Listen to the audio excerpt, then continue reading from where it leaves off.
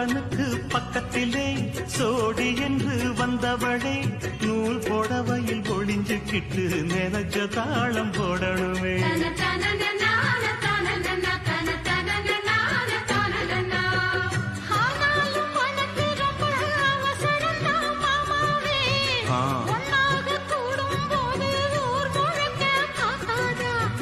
பார்த்தாலும் தவறு இல்ல பனியுறங்கும் ரோசாவே புன்னால சொத்த வச்ச மூக்குலதான் வைக்காத.